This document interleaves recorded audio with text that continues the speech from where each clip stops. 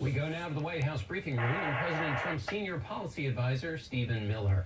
Mr. Miller, I want to start with this North Korean test overnight. In 2013, Mr. Trump tweeted, "Where is the president? It is time for him to come on TV and show strength against the repeated threats from North Korea." Now that he's president, President Trump made a statement last night supporting Japan, standing behind Japan, but didn't mention North Korea. What in his statement is going to make North Korea step back from their course of action? Good to be with you this morning, John, and thank you for having me here today. So you saw the president following through on exactly what he said he would do. He went out last night in front of the TV cameras and stood shoulder to shoulder with the Prime Minister of Japan and sent a message to the whole world that we stand with our allies. But we're going to be sending another signal very soon, and that signal is when we begin a great rebuilding of the armed forces of the United States. President Trump campaigned on this, President Trump has led the effort on this, and President Trump is going to go to Congress and ask them to invest in our military, so once again we will have unquestioned military strength beyond anything anybody can imagine. But that's going to take a little time, so no other show of strength in terms of... That show last night was a show of strength, saying that we stand with our ally. Having the two men appear on camera worldwide to all of planet Earth was a statement that will be understood very well by North Korea. Let's move on to the president's executive order on immigration. The president has said both see you in court and also suggested there might be a new executive order. Which way is he going? It's a great topic because there are so many things we can do. For one thing, we can take the case to the Supreme Court on the emergency stay. We can go back to the district court and we can have a hearing on the merits. We can go to the bank to have it heard on bank, or if we want to, we can also continue the appeal with the panel.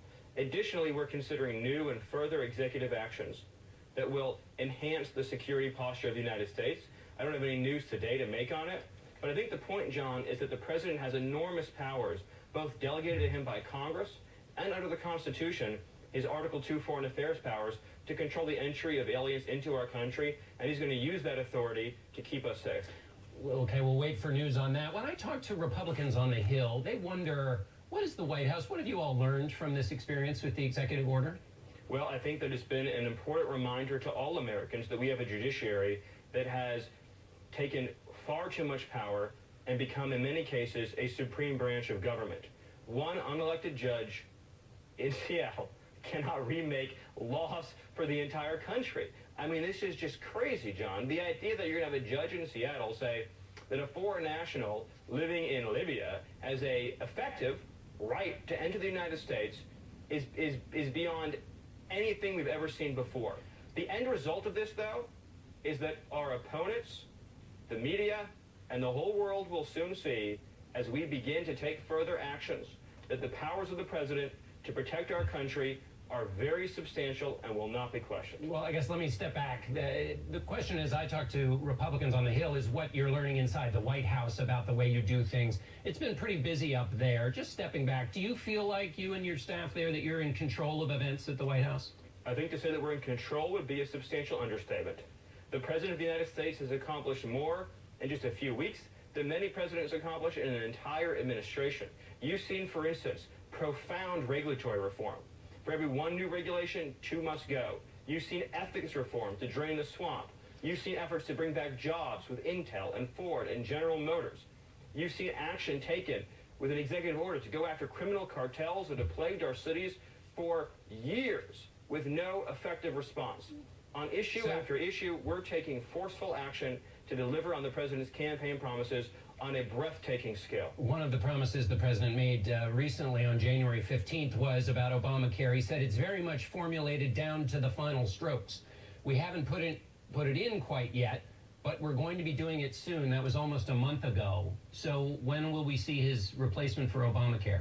Well, we're very far along on this, farther than many people realize.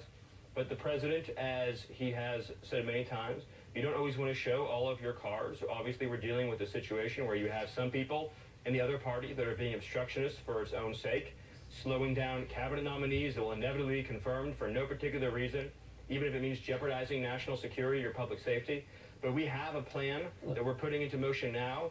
Some elements of it you're already familiar with. We campaigned on, talking about things like health savings accounts And we look forward to presenting more details to the American public very soon. Let me ask you about immigration raids that have taken place to bring in people who've broken the law and criminals. Also, in those raids, there's been some people whose only breaking of the law is being here illegally. When the president was asked about this recently in an interview, he said about those who are here illegally, and that's the only law they've broken, they shouldn't be very worried. I do have a big heart. We're going to take care of everybody.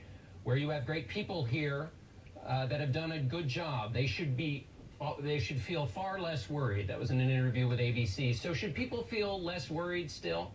Well, is there a specific case that you're referring to? No, I just mean in general. The president said that people should feel less worried. I mean that when you're talking about particular deportation cases that you feel... well, there's been an uptick in activity, and right, so... Because the cases that I'm familiar with, the reason why I asked that, have to do with removing criminal aliens, individuals who have criminal charges or convictions against them, and that's what's been taking place all across the country.